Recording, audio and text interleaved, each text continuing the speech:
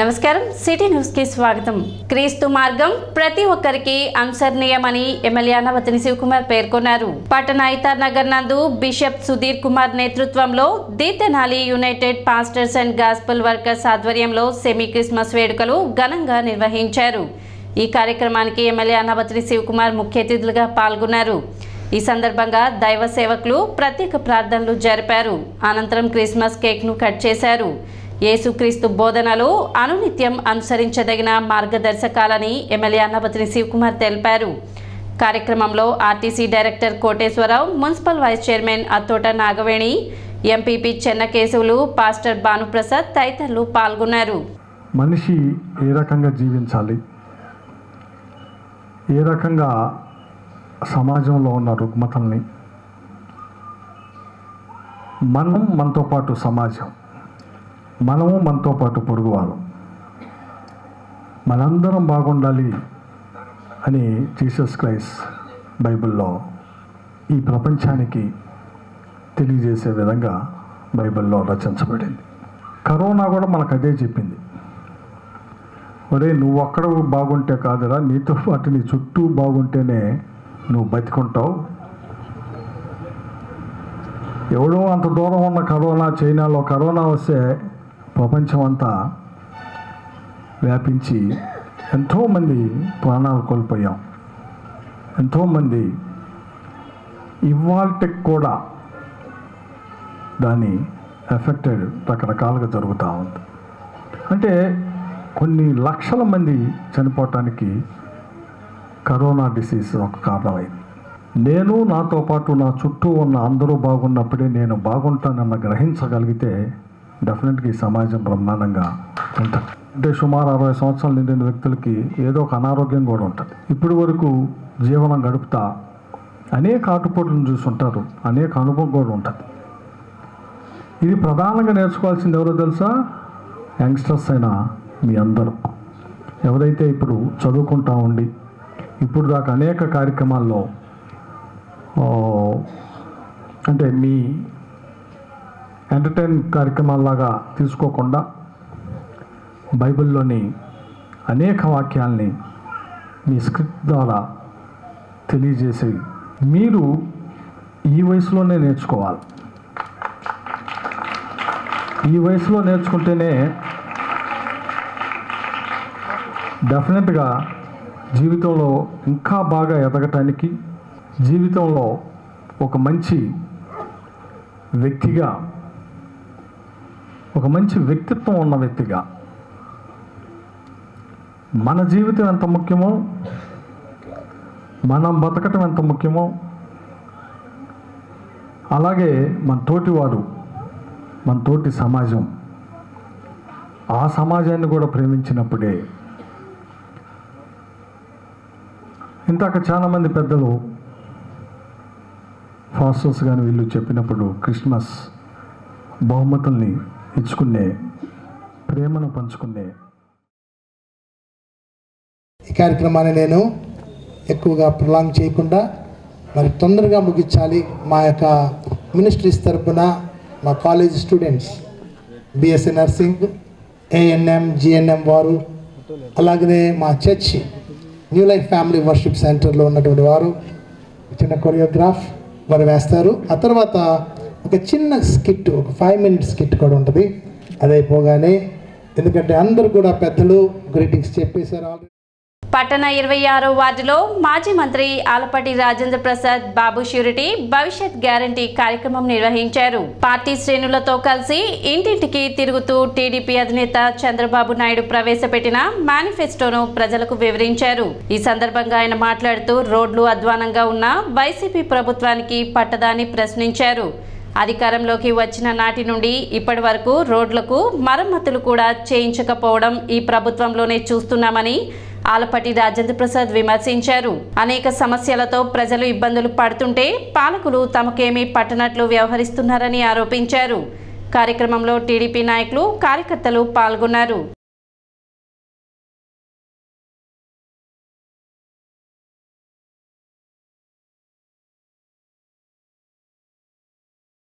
ఎక్కడికక్కడ యాక్సిడెంట్లు అవుతూ ఉన్నా కూడా రోడ్లను మాత్రం కనీసం పట్టించుకున్నటువంటి పైన ప్రభుత్వం కానీ లోకల్ మున్సిపాలిటీ కానీ లేకపోతే ఎవరు కూడా ఈ నియోజకవర్గానికి దిక్కు దివాణం లేనటువంటి పరిస్థితిలో, అయోమయమైన పరిస్థితిలో ఈ రోజున మనం చూస్తూ ఉన్నాం. తెనాలి నుంచి మంగళగిరి రోడ్డు నంది వెలుగు వరకు అసలు ఏ రకంగా ఉందో చెప్పడానికి వీలైనటువంటి పరిస్థితి. లోకల్గా ఏదైనా కొల్లిపర వెళ్దామంటే ఏ రోడ్డు కూడా మొత్తం అన్ని రోడ్ల కంట్లో ఒకే ఒక్క రోడ్డు శివలోటు కొల్లిపర వెళ్ళే బిట్టు తప్పితే అన్ని రోడ్లలో అసలు వెళ్ళగలమా లేదా అనేది. ఎవరన్నా బాలింతరాలు గర్భిణీగా ఉన్న ఆమె అటు వెళ్తూ ఉంటే చక్కగా ప్రసవం అయ్యేలాగా ఉంది. బాలింతరాలకైతే ఏదైనా ఆపరేషన్ చేయించుకుంటే మళ్ళీ కుట్లు ఊడిపోయి మళ్ళీ కుట్లు వేయించుకునే పరిస్థితి ఉంది. రూరల్ మండలంలో కూడా అదే పరిస్థితి, పట్టణంలో అదే పరిస్థితి. మరి ఏమి పాలన, ఎలాంటి పాలన, ఇలాంటి పాలన మనం ఎప్పుడైనా గతంలో చూసామా ఏ ప్రభుత్వంలో అయినా అనేది కూడా నాకు ఒక పెద్ద ప్రశ్న. 2 రోడ్లు మనం పట్టణంలో చూసాం. ఒకటి సత్యనారాయణ గారి సమాధికి, లోకనాథానికి ఇంటికి. ఈ తప్పితే నాకు ఎక్కడ కనపడలా. పట్టణంలో పర్మిషన్లు ఉన్నాయో లేవో తెలియదు కానీ హోర్డింగ్లు, రోడ్లు మాత్రం లేవు. కానీ ఈ మధ్య రోడ్ సైడ్ మాత్రం బొమ్మలు పెడతానికి దిమ్మెలు కట్టారు. ఎందుకు కట్టారు, దేనికి కడుతున్నారో తెలియదు. కానీ అదేమంటే ఈ పట్టణం యొక్క చరిత్ర, సుందరీకరణ రకరకాలుగా మాట్లాడుతూ ఉన్నారు. కనీస వసతులు కల్పించలేనటువంటి ఈ ప్రభుత్వం కనీస వసతులు కల్పించేదానికి ఎక్కడ కూడా తాపత్రయం కూడా కనపడినటువంటి ఈ ప్రభుత్వం ఏదో చేస్తామంటే ప్రజల్ని మోసగించడం తప్పితే ఇంకేదైనా ఉందా అని చెప్పి నేను అడుగుతా ఉన్నా. ఎన్ని సంవత్సరాల నుంచి మరి మనం చూస్తూ ఉన్నాం ఆ బాయ్స్ స్కూలు, గర్ల్స్ స్కూలు ఇంతవరకు మరామతులు పూర్తి కాల, కాంట్రాక్టర్ అవినీతి. ఏ స్కూల్స్ చూసినా కూడా ఈ రోజున నాడు నేడు పేరుతో జేబులు నింపుకునే కార్యక్రమం తప్పితే పిల్లల్ని అడ్డం పెట్టుకొని కూడా, పేదవాడిని అడ్డం పెట్టుకొని దోచుకోవడం ఒక ఒత్తి అయితే, పిల్లల్ని అడ్డం పెట్టుకోవడం కూడా దోచుకునే కార్యక్రమం ఈ రోజున మనం ఈ నాడు నేడు కార్యక్రమంలో మనం చూస్తున్నటువంటి. మాజీ రాజ్యసభ సభ్యులు దివంగత నేత ఎడ్లపాటి వెంకట్రావు 105వ జయంతి వేడుకలను శనివారం నిర్వహించారు. బుర్రెపాలెం రోడ్లోని ఆయన నివాసంలో నిర్వహించిన ఈ కార్యక్రమంలో టీడీపీ నాయకులు, పట్టణ ప్రముఖులు విచ్చేసి ఎడ్లపాటి వెంకట్రావు చిత్రపటానికి పూలమాలలు వేసి నివాళులు అర్పించారు. సుదీర్ఘకాలం రాజకీయాల్లో ఉండి మహోన్నత వ్యక్తిత్వం కలిగిన వ్యక్తి, కీర్తిశేషులు ఎడ్లపాటి వెంకట్రావు అని వారు కొనియాడారు.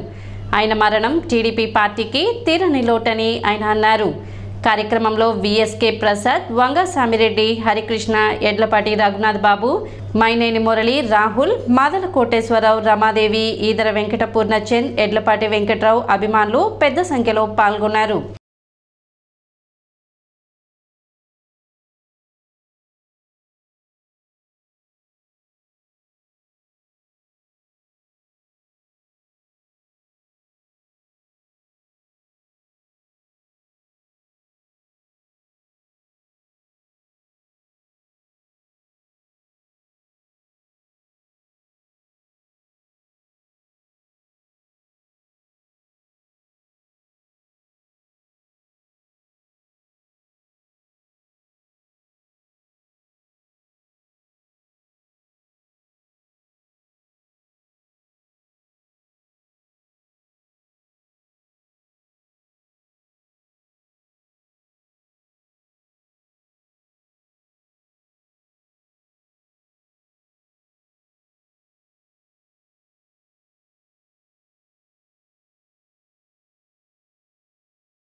ఉమ్మడి ఆంధ్రప్రదేశ్లోనే సీనియర్లో రాజకీయ ఎవరైతే రాజకీయ వయోవృద్ధులు కురువృద్ధులు ఎక్కడా కూడా ఒక మరకంటున్నటువంటి రాజకీయ నేపథ్యం కలిగిన వ్యక్తుల్లో శ్రీ ఎడ్లపాటి వెంకటరావు గారు ఒకరని చెప్పి నేను ఈ సందర్భంగా మనం చేస్తా ఉన్నా.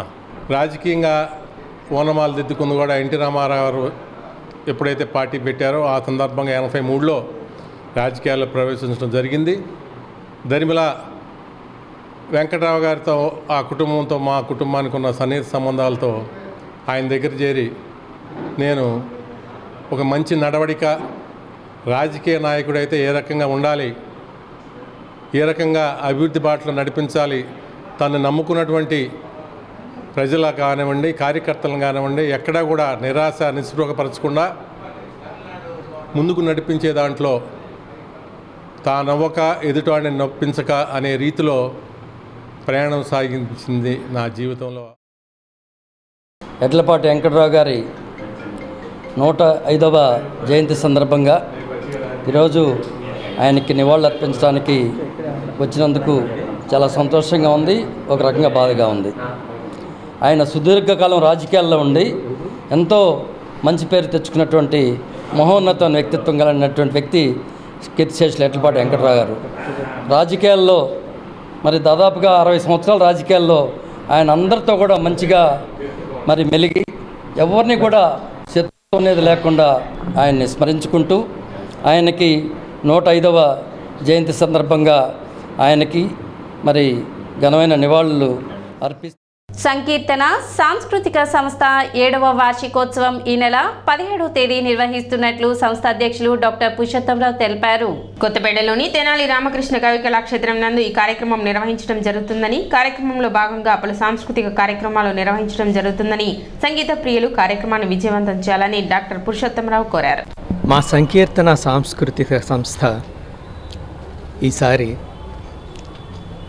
7వ సంవత్సరం వార్షికోత్సవం జరుపుకుంటుంది. ఎప్పటిలాగే అన్నమయ్య సంకీర్తనలు, తబలా, మృదంగం, ఫ్లూట్, మోర్సింగ్, ఘటం, కీబోర్డ్, వైలిన్స్ ఇత్యాది ఆధునిక సాంకేతిక వాద్య బృందాలతో శాస్త్రీయ సంగీతంలో శిక్షణ పొందిన గాయనీ గాయకులతో తెనాలికి చెందిన వారితోటే అద్భుతమైన సంకీర్తనలు ప్రత్యేకంగా ఈసారి మునుపటి కంటే ఎంతో బాగా మీ ముందు ఉంచుతున్నాం. ఇది భక్తి కార్యక్రమం. ఏ కార్యక్రమానికైనా శోభ తెచ్చేది శ్రోతలే, ప్రేక్షకులే. మేమెంత కార్యక్రమం చేసినా మీరు విశేష సంఖ్యలో హాజరై ఆనందిస్తే అదే మాకు ప్రోత్సాహాన్ని, ఉత్సాహాన్ని కలుగజేస్తుంది. అందరూ వస్తారని ఆశిస్తూ సంకీర్తన సంస్థ తరపున మిమ్మల్ని మనస్పూర్వకంగా ఆహ్వానిస్తున్నాం. రామకృష్ణ కవి కళాక్షేత్రం తెనాల్లో 17, 12 ఈ వచ్చే ఆదివారమే సాయంత్రం 6 గంటలకి టంచనగా మొదలవుతుంది. దయచేసి సమయభావనతో హాజరై మా కార్యక్రమాన్ని జయప్రదం చేయండి. ప్రభుత్వం అంగన్వాడీల న్యాయమైన కోరికలను నెరవేర్చాలని Janasena PSC chairman Nadendla Manohar demand చేశారు. డిమాండ్లు పరిష్కారం కోరుతూ స్థానిక విఎస్ఆర్ అండ్ ఎన్వీఆర్ కాలేజీ ఎదురుగా వినాయక విగ్రహం వద్ద అంగన్వాడీలు ఏర్పాటు చేసిన అంగన్వాడీల దీక్షా శిబిరంలో జనసేన నాయకులు, కార్యకర్తలతో కలిసి పిఎస్సి చైర్మన్ నాదెండ్ల మనోహర్ పాల్గొని సంఘీభావం తెలిపారు. అంగన్వాడీలు 4 రోజుల నుండి చేస్తున్న పోరాటం న్యాయబద్ధమైనదని అన్నారు. అంగన్వాడీలలో భరోసా నింపడానికి దీక్షా శిబిరంలో పాల్గొన్నట్లు తెలిపారు. జగన్ కి ఘర్షణ వాతావరణం అంటే ఇష్టమని, కూర్చోబెట్టి మాట్లాడుకుంటే పరిష్కారం అయ్యే వాటిని కూడా ఘర్షణ వాతావరణానికి తెరలేపుతున్నారన్నారు. అంగన్వాడీలకు పొరుగు రాష్ట్రాల్లో ఇస్తున్న వేతనాలు ఇక్కడ కూడా ఇవ్వమని చెప్పడం న్యాయబద్ధమేనని, అంగన్వాడీల విషయంలో సుప్రీంకోర్టు గైడ్ లైన్స్ అమలు చేయాల్సిన బాధ్యత ప్రభుత్వంపై ఉందన్నారు. అంగన్వాడీలు రోడ్డుకి ఎక్కడం దురదృష్టకరమన్నారు. పవన్ కళ్యాణ్ మీ సమస్యపై స్పందించారు. జనసేన పార్టీ తరఫున అండగా ఉంటారని నాదెండ్ల మనోహర్ చెప్పారు. మీ పోరాటానికి జనసేన మద్దతు తెలుపుతున్నామని పేర్కొన్నారు. కార్యక్రమంలో జనసేన పార్టీ నాయకులు, కార్యకర్తలు పాల్గొన్నారు.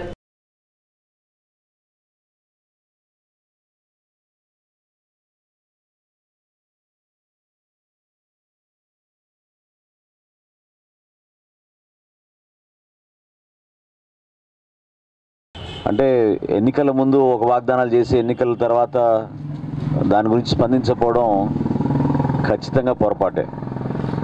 నాకు అర్థం కాదు ఏంటంటే ఈ ముఖ్యమంత్రికి ఘర్షణ వాతావరణం చాలా ఇష్టం.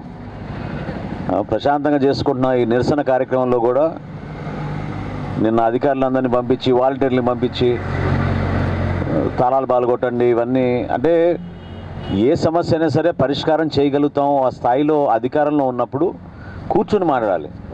అమరావతి రైతులతో కూడా ఈ విధంగా చేశాడు అతను. పక్కనే ఉంటారు, వాళ్ళు పిలిపించుకుని కూర్చుని మాట్లాడుకుని న్యాయబద్ధమైన సమస్యలు కానీ పరిష్కారం చేయడానికి కానీ ఓ ప్రయత్నం చేస్తేనే ప్రజాస్వామ్యం.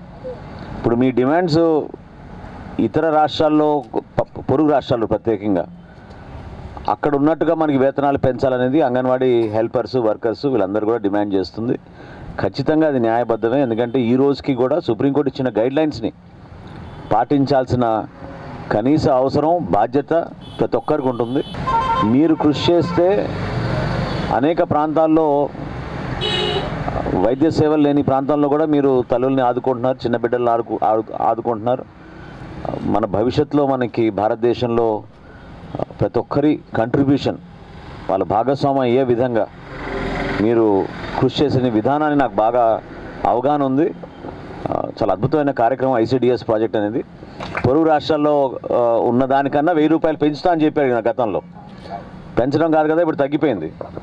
ఆ విషయాన్ని ముఖ్యమంత్రి గారికి మీరు గుర్తు చేయడానికి చేసిన ప్రయత్నాన్ని వేరే విధంగా మాట్లాడడం అనేది చాలా పొరపాటు. తప్పకుండా ఈరోజు ఉదయం కూడా పవన్ కళ్యాణ్ గారు మీ సమస్య పైన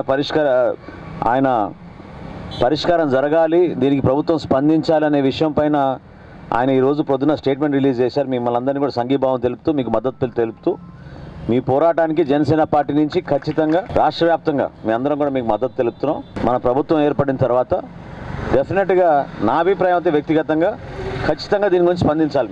మీరు ఏవైతే ఈ ఆర్థిక అంశాలు లేవనెత్తారో వాటిని తప్పకుండా మేము సామరస్యంగా అదేవిధంగా మిమ్మల్ని గౌరవించే విధంగా చేస్తామని ఈరోజు నేను మీకు జనసేన పార్టీ తరఫున, పవన్ కళ్యాణ్ గారి తరఫున నేను మీకు సిటీ న్యూస్ ఇంతటితో సమాప్తం. నమస్కారం.